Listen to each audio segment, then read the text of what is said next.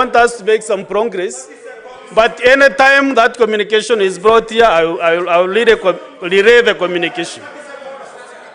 But then if you ask me where the communication is, I cannot be able to tell you. Yes. What is it, Senator Ndama?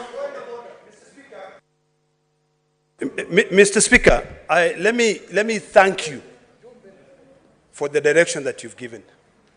You brought some sanity. My only fear, Mr. Speaker, is that your directive is now purporting to mean that the Secretariat has not done their work.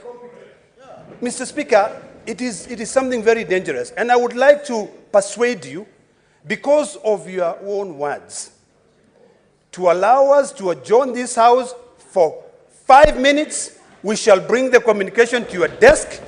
You make the communication, because, Mr. Speaker, we should all... Now you are directing me, Senator Ndama, I'm requesting. on I'm what not I electing. should do, Mr. Speaker, which I think I will not Mr. follow. Speaker, fair enough. Fair enough. That part. Fair enough, Mr. Speaker. Let me finalize. Let me complete my sentence here. Mr. Speaker, you have done something very good, and I want to thank you for that. Colleagues, you've done something very good, and I want to thank you for that. You have told us here that any time that communication comes to your desk, you shall read the communication. Mr. Speaker, I thank you for that. Give us 3 minutes, it will land in your desk. You have all the time. You have all the time. 3 minutes are too few. Senator Chaligay, 1 minute. Mr. Speaker, thank you for, when I raise, as much as I agree in the reading of Article 107, it says either Speaker or Deputy Speaker or any member, including Speaker's panel, may preside. But the Constitution does not say may preside in favor of the minority side. That is where we debate. Mr. Speaker, I have been listening to you. Under Article 3 of the Constitution, every person, including you, should protect the Constitution. Yes. It means if the issue that minority side was raising did not meet or violated Article 47 on fair administrative action, Mr. Speaker, you cannot just be a conveyor belt. The law does not see, when you read, Mr. Speaker, Article Section 23, standing on number 23, it does not mean that the Speaker is the conveyor belt. So what the minority side, Mr. Speaker, is inviting you to do is to become a conveyor belt, Mr. Speaker. When you read, Mr. Speaker, Standing Order 45, please, can you listen to me? I was listening to you, Mwami. No, you should behave, Bwana. You should behave. Standing Order number 45, Mr. Speaker. Standing Order, Mr. Speaker, can you protect me? Are you okay? Proceed. You are doing Standing so well. Order 45, Mr. Speaker. And I request that at least you listen. Mr. Speaker, Standing Order number 45. Senator Sifuna, please. Mr. Speaker, No, you need to protect. Senator Sifuna, please. Please, Mr. Let Sifuna. us have order in this House. Mr. Speaker, Senator Nduro, I'm on the floor. Senator Nduro. No. No, kindly. No. Mr. Speaker,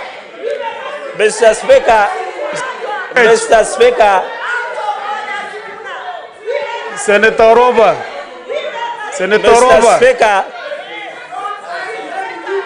Mr.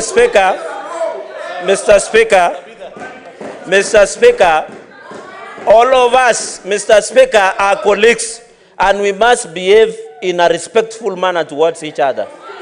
Regardless, Mr. Speaker. And then, Mr. Speaker, understanding Order 45, Mr. Speaker, no, Senator Eddy, you don't need to shout.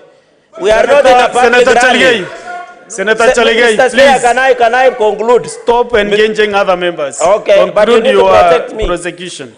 You know I'm not expert in demonstrations and mandamanos. Standing Order 45,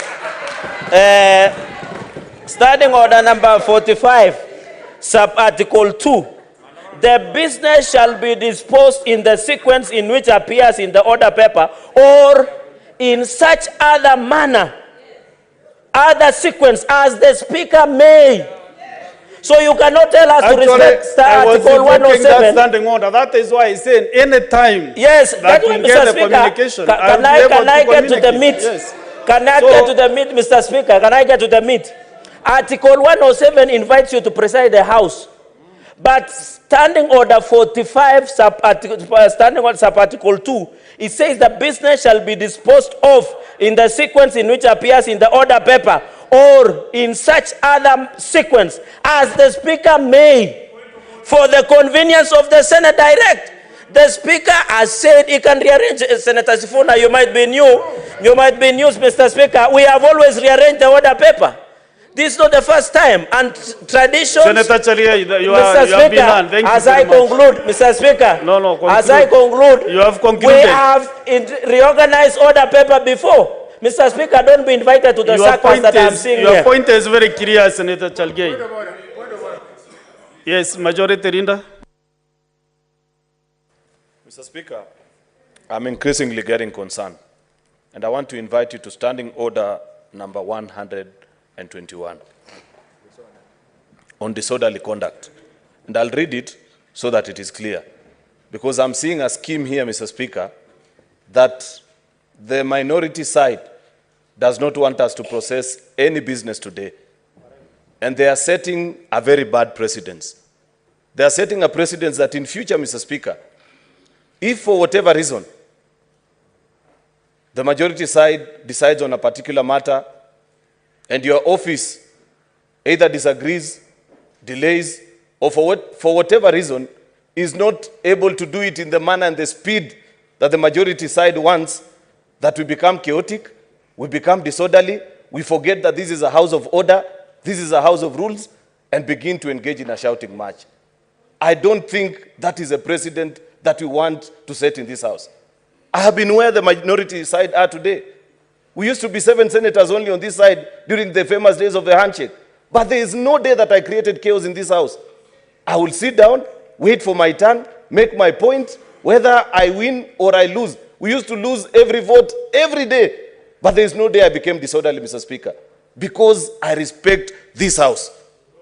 I want to urge you, Mr. Speaker, and you know, Senator Sifuna, teach him some manners. Mr. Speaker, it cannot be that every time, it cannot No be. point of order. Nothing is out of order. It cannot be, Mr. Speaker, that every time when other leaders are speaking, you want to be the one that you're shouting. You are shouting at the Speaker, you are shouting at the colleagues. For heaven's sake, you're only 3 months old in this house.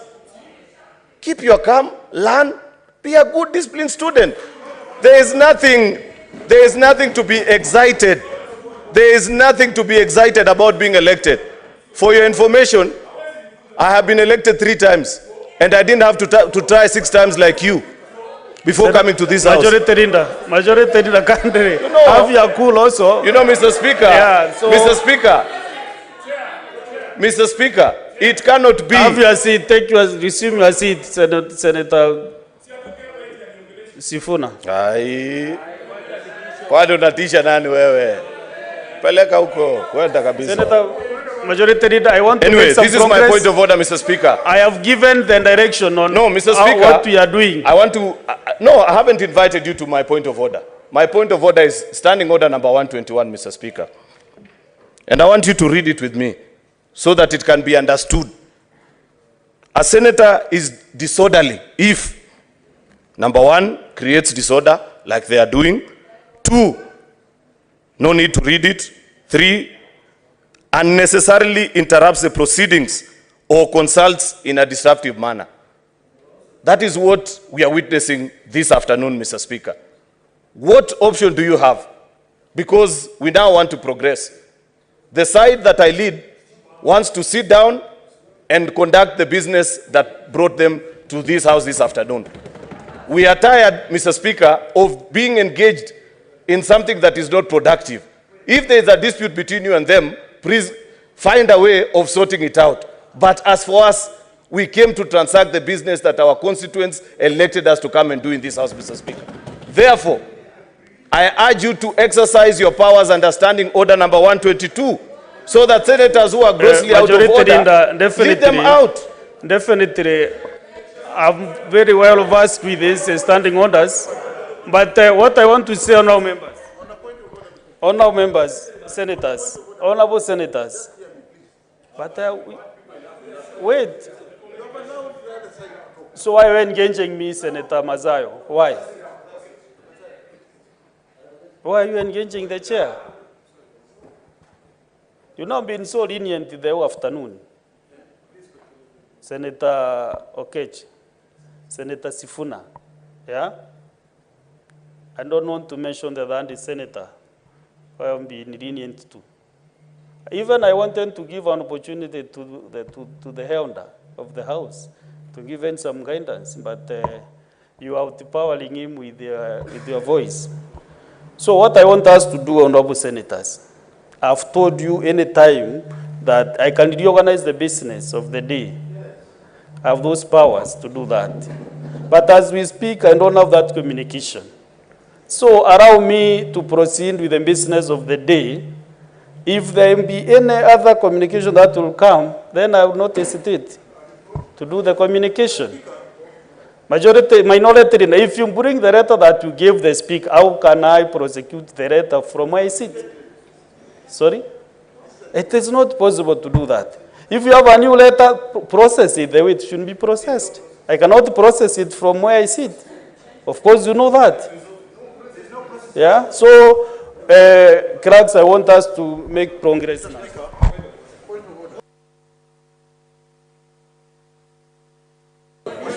Next order, please. Next order.